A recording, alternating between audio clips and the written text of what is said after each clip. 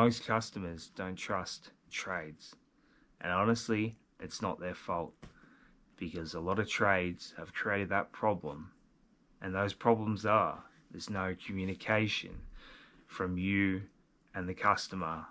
What day are you going to come? What time? If you do not have these things in place before you even go to the job, the customer is already losing trust in you. You're going to lose the job. There's another one, not showing up. If say a customer asks you, can you come give a quote, and you do not show up to give a quote, you just don't care, you don't even tell them that you're not coming or anything, see the communication's not there, but you just don't show up, you've straight away lost the job. I can guarantee you 100%. Yeah, things happen and, emergencies happen and, things like that. And 99% of the times, the customer just doesn't care. They will not care if you do not communicate with them about if you couldn't make it on a certain day.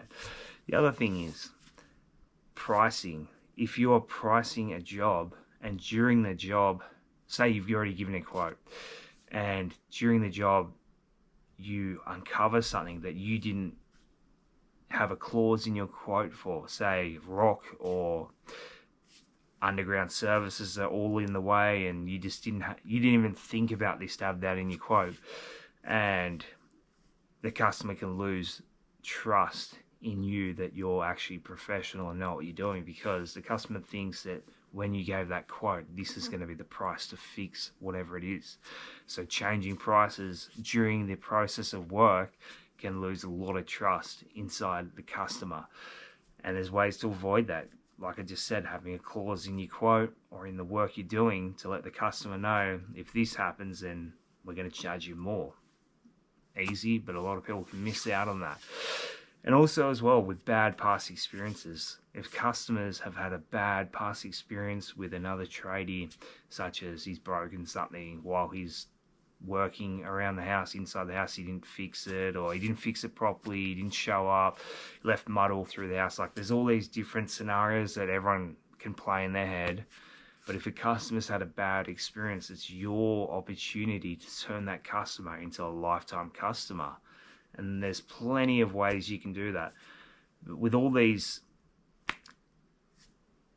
trust issues with the customer and them not trusting trades, with all these, the no communication, they're not showing up when they say they're going to show up, there's always ways we can fix that. But what happens is, if these are not fixed during the process of when we meet them or before we even meet them, we're going to have a less chance of even getting the work done, approved, and paid.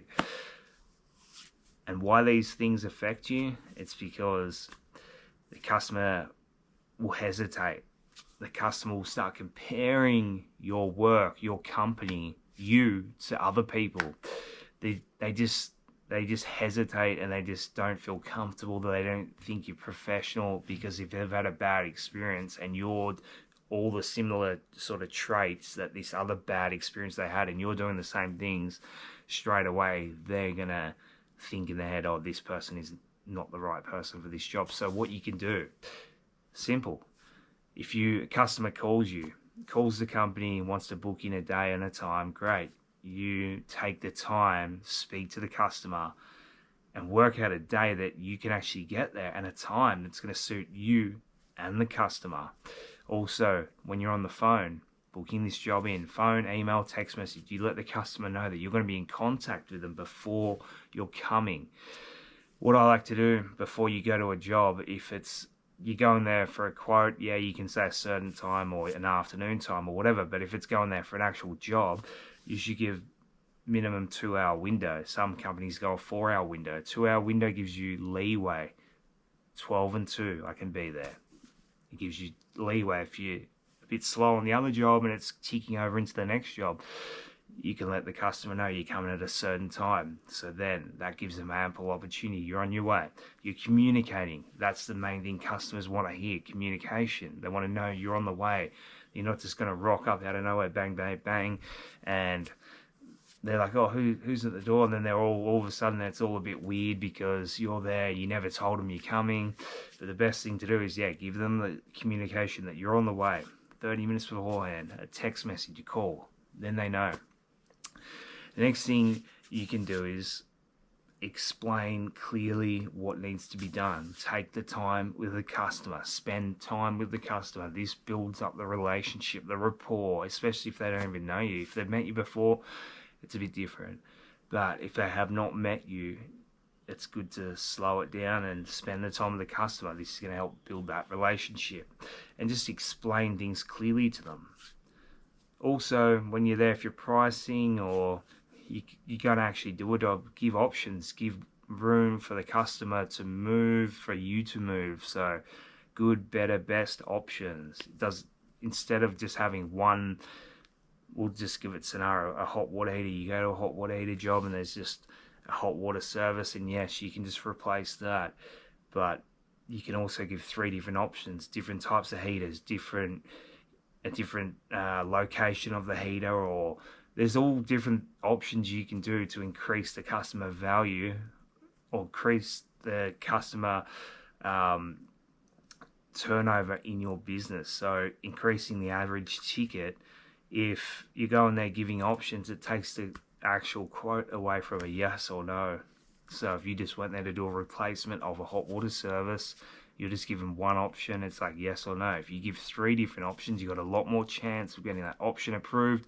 Could be $1,000 the cheapest, $2,000 the next one up, and $3,000. Then you can increase your average ticket sale, which is better for your business, and you're giving the customer options to choose. We're giving options every day, such as the petrol bowser, 91, 95, 98. Simple. We are giving options every day, so give options. It takes the customer from a yes or no to, oh, I have different options here, let's choose. This also shows when you give options, you're professional and you're confident in in the service you provide. Lastly but not least, customers don't choose price. They don't choose the cheapest price. They choose who they can trust.